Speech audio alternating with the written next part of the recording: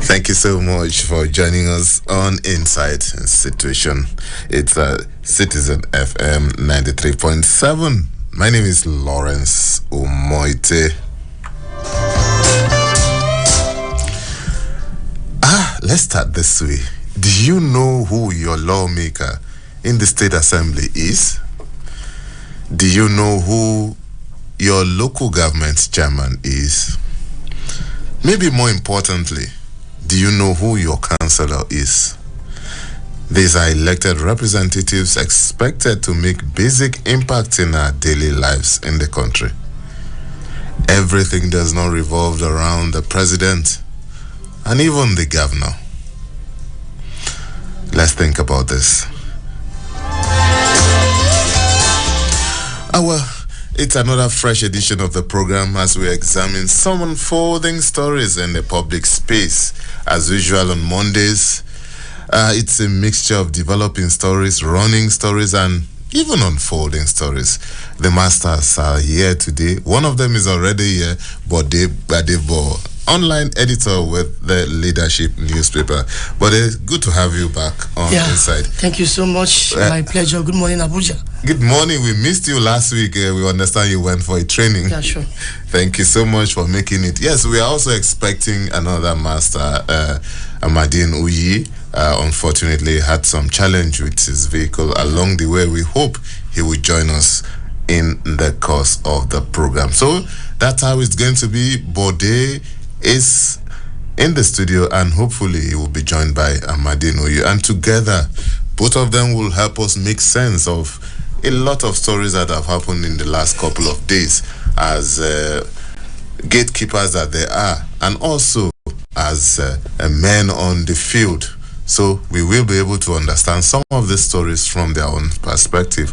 And as usual, our live stream is up and running on YouTube. You can join our live stream by typing in Citizen FM 93.7. You can also listen to us online on www.citizenfm.ng.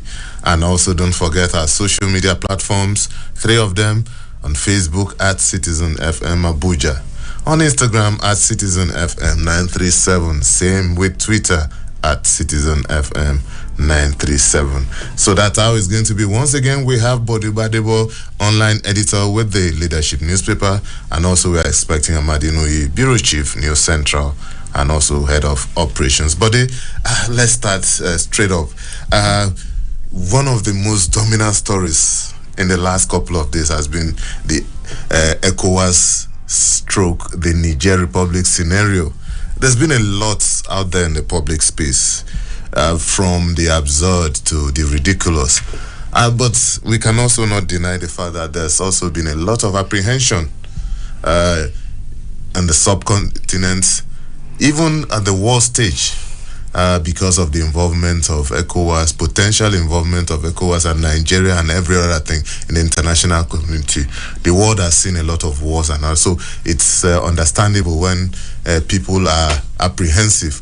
Back home in Nigeria, the apprehension is even up there. From your point of view, how do you think the media is portraying this story? Well, I think it's not even about the media reportage, like you say. It's about the potential consequence of military intervention in the neighboring Niger Republic. Now, of course, the media has been bringing out these silent issues. Oh, this is what the ECOWAS has done, this is what it's intended to do, and these are the potential consequences. You know, the deadline, the 7-day ultimatum, I think ended yesterday.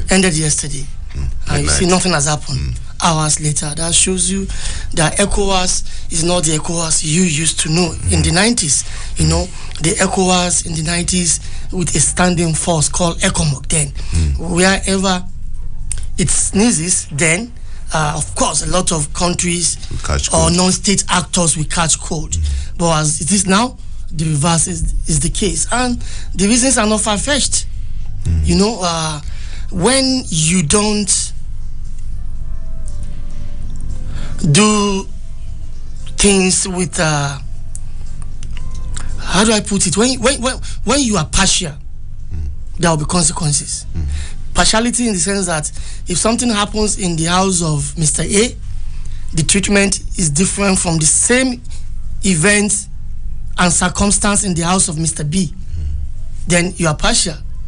So when it happened in the house of Mr. C, there will be some sort of reaction because you have never been consistent or you are not consistent. Now, it is not new for ECOWAS to say, oh, coupists in country Z reverse, or this is what will happen. It has happened before. But then, you will recall that in the 90s, government was restored, a democratically elected government was restored back in Sierra Leone with the help of the ECOWAS standing force, which was called ECOMOG. Subsequently, we don't get to see that. In fact, in recent time, there had been coup in Mali, Burkina Faso, Guinea. Nothing has happened on the part of ECOWAS to reverse those illegal and somewhat violent change of government. So why should Niger Republic be different? Another thing is that going by the popular saying that you don't cry more than the bereaved. If you check the international news media outlets, you discover that majority of Nigerians are happy with the happening in their country. That's to tell you that majority of Nigerians were fed up with the democratically elected government of Mohamed Bazoum. And what is the essence of governance? The first priority or function of the government, according to our own constitution back home in Nigeria, is the welfare and security of the people. Then those people there in Nigeria Republic are fed up. They don't like the way it is being done. Maybe corruption and the rest of them, insecurity. Now they see this military junta as messiahs, and they are happy. So what should be our own problem about that? Even though toppling a democratically elected government is unconstitutional, is unacceptable, but there are exceptions in life. Oh, okay, Buddy. The other three countries you mentioned, Guinea, Mali, Burkina Faso, and everything. Maybe, just maybe, I'm just thinking, is it because these countries did not share borders with Nigeria? Maybe why Nigeria is so particularly interested in the Niger Republic case is because of security implication. Don't forget that even before the coup, we've had cases of terrorists and other people moving in from Libya and everything because of our borders that are not exceptionally well policed and everything. So with this now, the security implication might even be there. This could be one of the factors that Nigeria is particularly interested. No, I don't think so. Nigeria is particularly interested now because our President Bola Ahmed Tinubu, is the chairman of the authority of heads of state and government. Yeah, that may also be a point. So Nigeria now is now the arrowhead of ECOWAS, voice everything anywhere as far as West Africa is concerned. Of course, we've been neighbors with Nigeria for many years.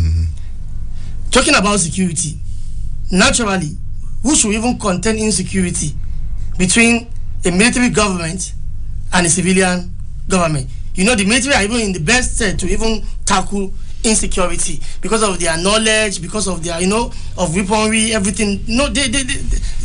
But in this case, most of Nigerians are not even in support of ECOWAS resolution of a possible military action in Nigeria. You know why? Because there will be a humanitarian crisis which will affect northern Nigeria. At least 5 states of northern Nigeria are bordering Niger Republic. Kebbi, Katsina, Jigawa, Yobe, and one of Sokoto. Sokoto, thank you very much. So there will be humanitarian crisis. Already, we have our own prevailing socio-economic challenges as we speak, Cost of living, no money, people are complaining. We are almost in a dire strait. To now have fire again burning in a neighboring country with a direct consequence on at least 5 states in Nigeria is one thing better imagined than experience. And that's why people are saying, please don't do it. Don't be Don't cry more than the bereaved. Leave them with their problem. But of course, there is an obligation because we are all signatories to the ECOWAS conventions that these are what should be the code in this sub-region. Government should not be toppled, except by what means acceptable to law. But there are others who also believe that ECOWAS may have been a little too hasty in its resolution, especially the ultimatum at the end of the day, because even following democratic principles and everything, declaration of war is not done by fiat in a democratic government and everything. And I think perhaps that explains why the consultations have been going on. Now, yesterday we understand that the president met with the governors of the 5 border states. Yes. And also the president is also, even before we engage in a formal declaration of war, needs to also meet the Council of State, needs all other consultations and every other thing. That's by the way. But I also, during the week, I also saw a lot of opinions and everything, the political aspect of it. A lot of people who grudgingly would want to say, okay, well, ECOWAS is right. Their annoyance, their opposition to a declaration of war also may be purely political. The opposition to the plan. Yes, a lot of, because if you look at the dominant forces of people who are opposed to this, apart from the northern elites, which is understandable because of the proximity of their region, people downside, a lot of people who are vehement against that are also people in the opposition in terms of political parties. How will you say that? The Nigerian Senate, the majority party there is the ruling APC. Okay. On Saturday, it resolved unanimously. That also is controversial because that Tinubu should not told the military part. It should rather explore diplomacy to solve the impasse in the Niger Republic. So you can see there's nothing political about it. Oh, well. Northern Senators Forum, APC, PDP, NNPP, SDP, 4 political parties, Northern Senators Forum, unanimously also issued statements saying, please don't contemplate invading Niger Republic because there will be humanitarian crisis that will affect our own people in Nigeria. Ethnically, socially, and culturally, these people are even related. Exactly. It's just an imaginary borderline that separate them. Exactly. But I was because I know that in a place like Katsina, you see that they cross over, they buy things, they intermarry, they do things. So the border is not in blue and white and black. No, of it's course. not clear cut most of the times. The same thing in southwest Nigeria, Lagos and Ogun State, where you have some Yorubas. Caught between Benin Republic and Nigeria. They have families there, they belong there. So you can see. So it's very difficult for you to just look at somebody and say, if you go to Borno State in the Lake Chad region, there are people, Nigerians, caught between Nigeria and Chad Republic. They don't know where they belong. They don't know where they belong. If you go to the Adamawa Mountains, there are Nigerians who don't even know where they belong between Nigeria and Cameroon. Can you see that? Exactly. Even in part of Calabar. South. If you go to Calabar, cross river, Cameroon and southern. There are people who just flow on the water. You don't even know where they belong because the line cannot be seen. So there are a lot of factors to be considered. But that does not to say we are in support of violent change of government. It is unacceptable in this age. People should be allowed to choose who their leader should be. If there is any grievance, I think you can sensitize the people to rise up and also say, hey, government, we don't need you again. You are corrupt, you are ineffective, leave. We want to have a new set of people as our leaders. That's democracy, not violent change of leadership. But then, if it has happened, let's think out of the box to see how we can solve the attendant crisis instead of escalating the situation instead. No. Okay, but I think we should move on. We've spoken a lot on the ECOWAS thing. Let's move on. Another also issue that also dominated discourse has been the issue of oil theft. bunkering discoveries involving Navy, involving oil services companies, involving other agencies, non-state actors and everything. Typical example is the Navy Tantita controversy, which is unfolding. The long and short of it is that a vessel was intercepted. Tantita claimed that the vessel was escorted by a naval officer, and back and forth. And this is coming after two incidents. One, the accusation of Asari Dokubo that the naval officers and other security agencies were supporting or perpetuating oil theft. That's one. And two, the charge by the president when he appointed the service chiefs, especially the chief of naval staff, to go after oil theft. Now, all of a sudden, things are almost spinning out of control. How do you see this? Yeah, you forgot to mention that a few weeks ago, a former Niger Delta militant leader, Asari Dokubo, was at the presidential villa to see Tinubu, and he came out to tell the press that 99% exactly, yeah, I said it. I said of oil theft was carried out, or is being carried out by military. Now, if you put all this together, at the end of the day, you come to a conclusion that you may actually find it difficult to exonerate government in the whole of this. Officials of government. And that is why government, yes, officials of government, and that's why you see disturbing silence on the part of government. For example, Asari Dokubo came to the highest office in the land, met the president, came out, few minutes after meeting the president, after a photo op with the president, he addressed the media, State House correspondent, on the essence of his visit and what he told the president. And he came out to make a very grievous allegation that our military are responsible not for 30% of oil theft. So that we can even say, oh, it's insignificant. No. Even 30% is huge. Thank you. He now saying 99%. 99% is, Asari was just trying to say, oh, I don't want to be absolute. 99% is as saying 100%, that they are totally responsible. But probably he doesn't want to risk being accused of exaggeration. So he said 99%. I think it was the defense headquarters who issued a statement to say, we expect him to name names, and that was all. No any attempt on their part to say, oh, we are embarrassed by this allegation and we are going to institute probe to get to the root of this matter. No outreach. Can you see that? Now, subsequent events are also embarrassing. The first one was a vessel was discovered on the high waters, I think somewhere in Ondo State, with stolen crude by a private security company.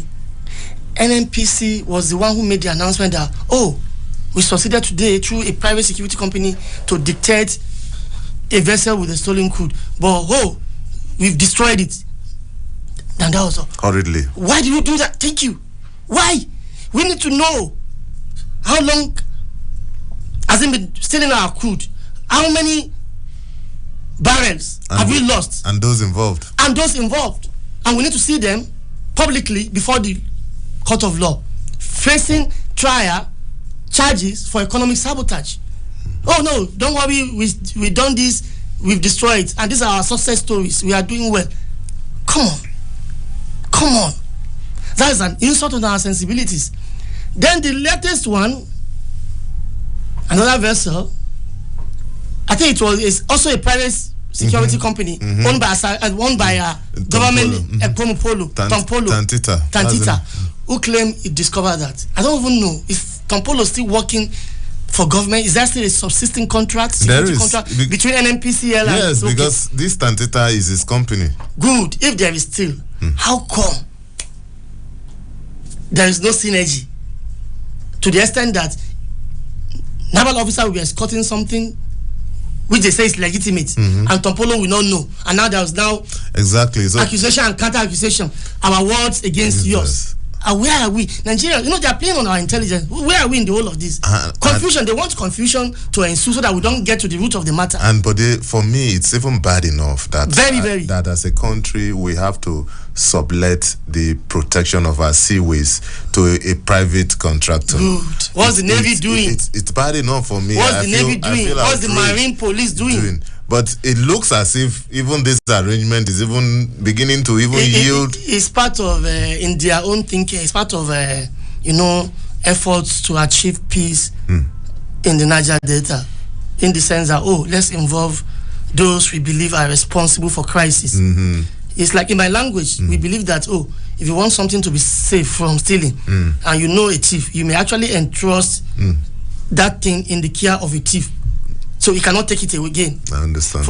Again, we say, if you want a bone not to be missing and you have a dog, so what you need to do is to put the bone around the neck of the dog, and your bone will be safe. So that's their thinking, that this is how to achieve peace. But we don't really know who is doing what, and in whose interest.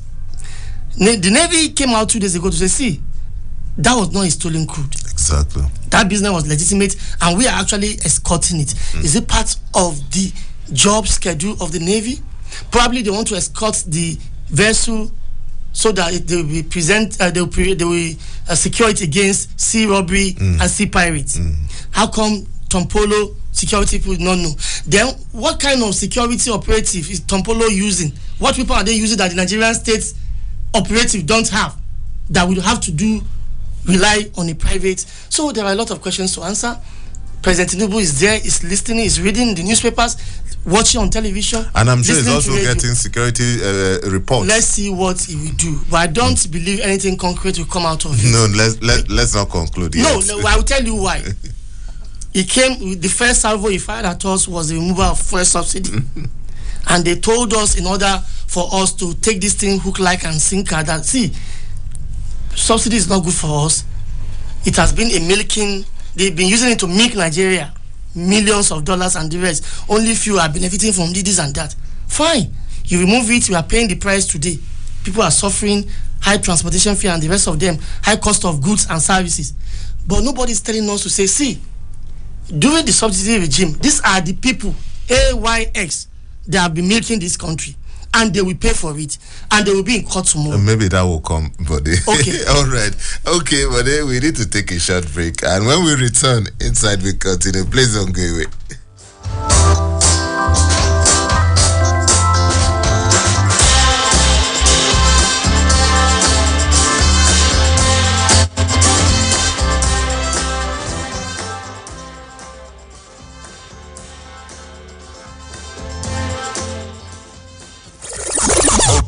Wake up. Reach out. Speak up. Speak out. You are the voice of a new generation. And this is your station. Talk Radio 93.7 Citizen FM. Citizens Tech Talk with Mina, bringing you news updates on digital technology around us, discussing the latest developments and how technology can enrich you and make your life more exciting. Citizens Tech Talk with Mina, welcome to our world of technology. Every Wednesday, 11 a.m. to 12, Citizens Tech Talk with Mina, expanding our global reach through technology.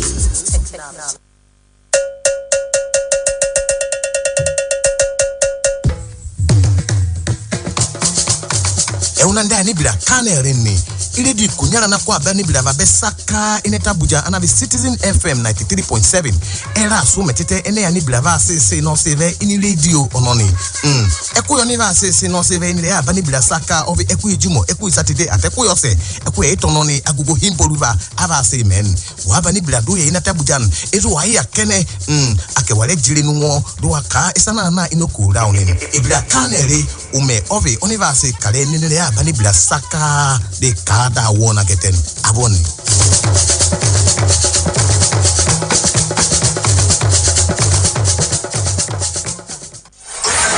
Looking for the best in news updates? Yeah, man. Listen to Citizen FM 93.7 Abuja. Now listen. News on the hour, 7 a.m., 8 a.m., 9 a.m., 10 a.m., and 11 a.m., 1 p.m., 2 p.m., 3 p.m., and 5 p.m. News at noon, 12 noon. News from across the states, 4 p.m. And our major news at 6 p.m. Citizen FM 93.7. Always precise in news broadcast. Abuja. Wake up. Reach out. Speak up. Speak out. You are the voice of a new generation. And this is your station. Talk Radio 93.7 Citizen FM.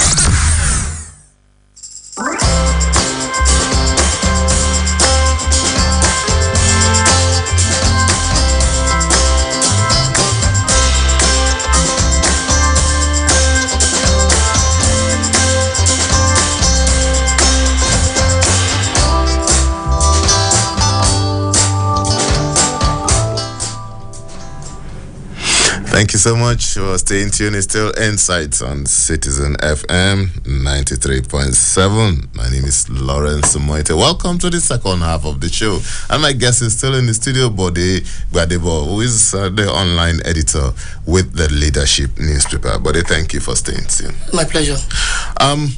Yes, it's clear that Amadinu may not be able to join us, so we continue. You can join our live stream if you've not done so on YouTube.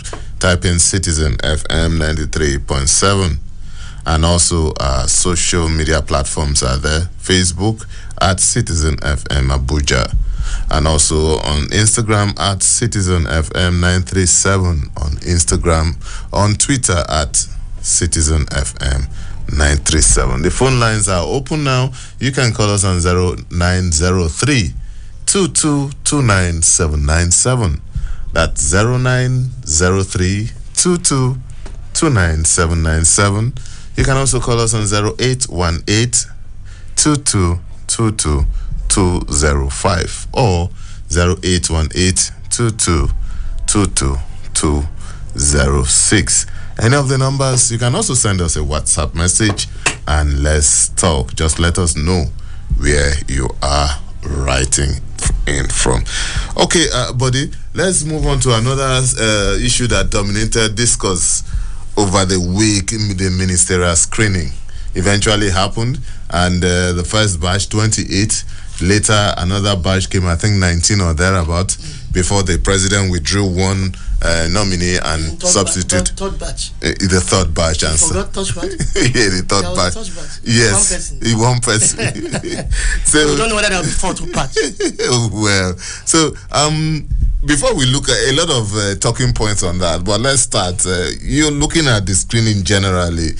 There's been a lot of things coming up, and the Senate has been at pains to explain that these criticisms are trailed, this bow and go syndrome. They've really come out to explain that, this is the first phase of screening, there will be the confirmation stage and thereabout and that. So why do you think this is happening? Why are people still criticizing the method of the screening? Yeah, people have to criticize because they don't get to see what they are expecting to see from the confirmation hearing.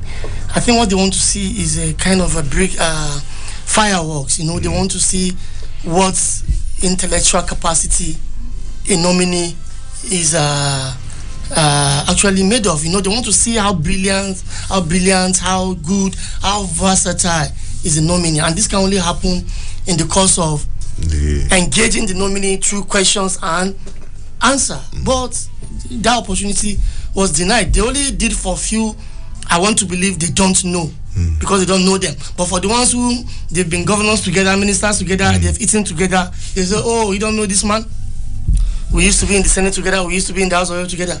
He is automatically qualified, all those things.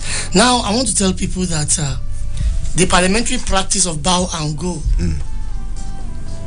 is not a problem. The problem is the selective application of it. There's nothing wrong about that. You know why? It's to save time and to also accord respect to some persons. Okay, already in the Constitution, 1999 as amended, there are provisions as to who should be appointed a minister. They now say, okay, by mere seeing a nominee and already he has met those conditions, we don't need to further ask him question. That could be wrong in some instance, that could be right in another instance, depending. Because yes, according to constitutional provision, I'm qualified to be a minister, but what happened in between yesterday and today that I'm appearing before the Senate, probably I've committed a crime that we need to be talked about.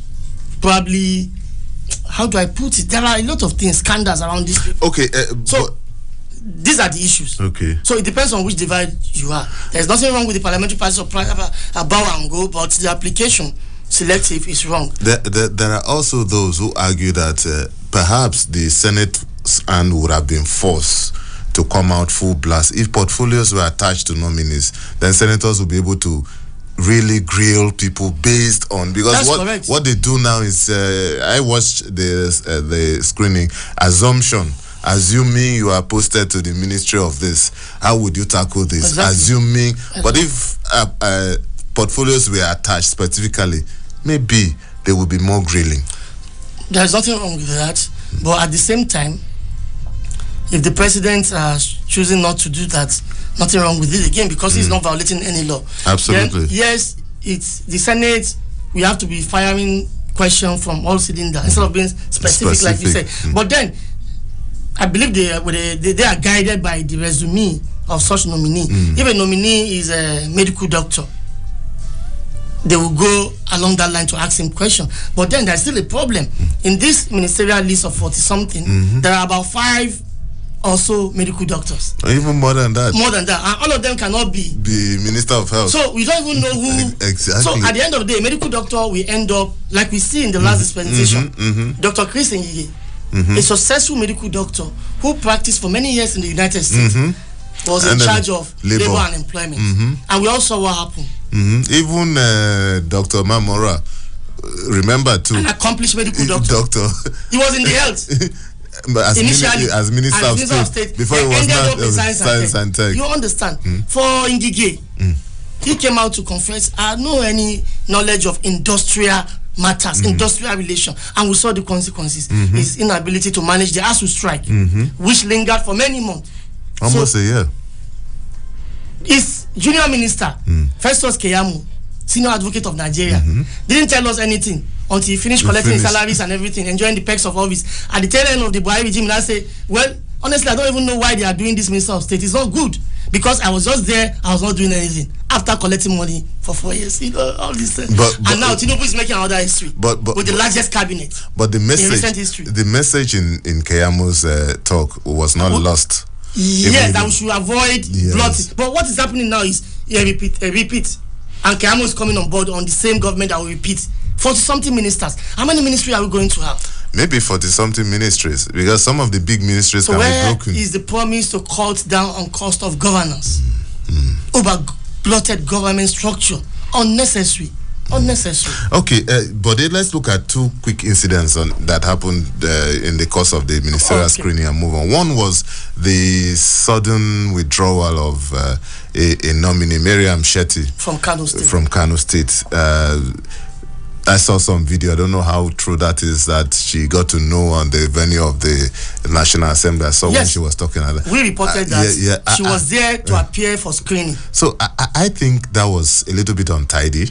Very. There could have been more cautious way of passing the information wrong. Then also, I don't know whether you read the interview granted allegedly by the chairman of APC about how the substitution happened and everything else. Yes. So sometimes when things like this happen, and you begin to wonder, who did the nomination? When was it decided that she should be withdrawn and stuff like that? And at the end of the day, sometimes this could... That embarrassing incident actually exposed a lot of things. And I'll tell you some of them. I wouldn't know whether you would like to take them to the bank. One, if they are credit worthy. Yes, one, and the first and the one is that the president is not responsible for the choice of all his nominees. All? It may not be all. For some of his nominees. Okay.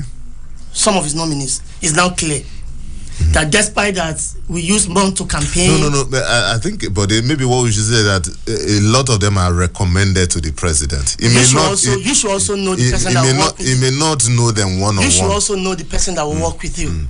As a party man who campaign for months, I want to do this, I want to turn Nigeria to El Dorado. You should know, who should be the minister of Abuja, who should be the minister of work. You should know the people, their competencies, because they work with you, they will be responsible to you. At the end of the day, when there is a success or failure, people will blame it on you. So you should know the people that will work with you. So this shows that some of them, he doesn't know them.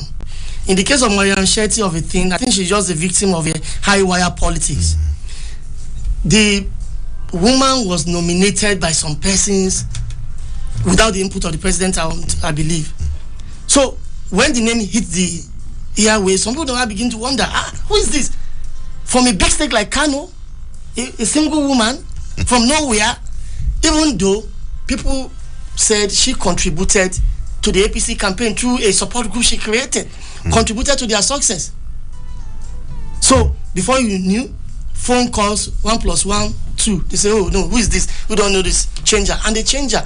The only thing is there is no debate. Serving as a minister of a federal republic is at the pleasure of the president. Absolutely. He reserves the right. Absolutely. But like you said, I've also written that at the weekend that Kosi demand that you call her. The way you call her earlier to say your name will be on the ministerial list, you call her back and say we are changing our mind. Don't embarrass yourself, please. Don't go to that place tomorrow. The Senate was not aware. They listed her name on the Friday order paper as number 12 nominee to be screened. I don't know if you saw the order paper. Yes. As number 12, the lady arrived, brimming with smiles, greeting people, only for her. As at that time, at about the same time, Betabi Amila came with a new communication from the president that, see, I am adding Festus Keyamo to the list as nominee number 48, while I'm replacing Mariam Shetty with Dr. Maria Bunkuri from the same Kano state. So they caused the woman a needless embarrassment. And on their own part, it exposed them as people who are untidy with state matters, serious state matters, untidy with this. And also show that, yes, there is this power tussle. Some persons are trying to show Nigerians that we are in charge. Replacing people's name, adding other people's name. Where the president is there in the cozy of his office, not knowing what is happening outside. And this is just the beginning. We get to see more of these unnecessary dramas. Okay, but quickly, another incident was the controversy that also trailed the nomination of Dr. Bosun Tijan.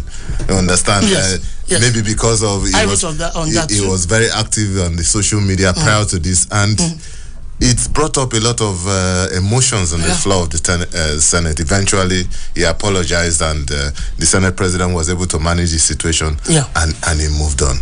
I love what the man did. What was the message in the whole of that scenario? Yes, the message is that we should try, as Nigerians, as a country, as society, to accommodate dissenting voice, to accommodate constructive criticisms. We shouldn't tell ourselves to yes men. It's the culture now in Nigeria growing, and we want everybody to subscribe to that. It's not good. Now, Bosun Tijani in 2019 made some posts, not derogatory. I have some of them. Some were derogatory. Maybe I didn't see all of them. He described the senators as morons.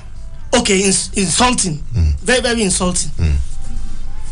Very, very bad of him for choice of word. But then the message at that time shouldn't be lost. Probably he was trying to say, I think it was about a nominee or a government appointee who performed badly, and say, who cleared this one? How did he get to this place? Did the Senate actually do their job to get him there? And he said, I was frustrated at that time. He also criticized Tinubu then as national leader of APC over his power grabbing narrative. This crap, this rubbish and the rest of them. But now, as somebody who has criticized before, Tinubu maybe did not even remember. Or maybe, like you said, some person are recommending. They now say, okay, this guy is good, irrespective of his criticism in the past, whether using derogatory word or not. Come and be part of the system. Tomorrow, somebody will criticize. He will also suffer what he has done. He will be paid in his own coin. He will be administered the pill he has administered to others. That is good. Constructive criticism, regardless of the presentation, then the same person is coming to serve. We should not disqualify him based on his opinion. Exactly, but I was coming to that because underlining all these criticisms of Dr. Bosun, Dr. Tijani, no one has doubted his efficiency and capacity, especially in the ICT world and everything. So, if Senator were to be pedestrian, were to be petty now, they will now say this guy has insulted our party before. He's disqualified. Is that a constitutional provision? No. So thank God they are matured and they say, see, we all make mistakes in life. He has owned up and he didn't deny. That's very, very important. Candor, display of candor, honesty, courage. He didn't deny any. I did that. And at that point in time, I was frustrated about state of things. And I was moved to do that by that. But if you are offended, I'm sorry. I'm not coming to serve. Don't forget about that. Let's move on. I will serve. Good. Okay. And another thing that earned the president applause was nominating a ministerial nominee from the FCT. A lot of people saw this as a good development. Yeah, very good development, because the Constitution in various pages have told us FCT, the Federal Capital Territory, shall be treated as one of the states of the Federation. So if it is like that, and even electoral success is linked to that a candidate contesting for President of the Federal Republic should have at least 25% of votes in 2/3 of the 36 states of the Federation, including FCT. In summation, that is, whenever election will be counted in 37 domains, 36 states and FCT. So, if there is an entity called FCT, it has its own indigenous people, and the Constitution says it shall be treated when the need arises as one of those states, then so be it. It's a good development that Tinubu listened to clear cause. This time, for the first time, is a plus. Thank you so much, Bodi Badebo. My pleasure. It's always a pleasure to interact with you on Insight. We really we look forward to seeing you next week again, God willing. By God's grace. Have a beautiful day, Bodi. Thank you so much. Well, that's our package on Insight for today. The program returns tomorrow. My name is Lawrence Umoette. Don't go away. News on the Hour comes up at 11.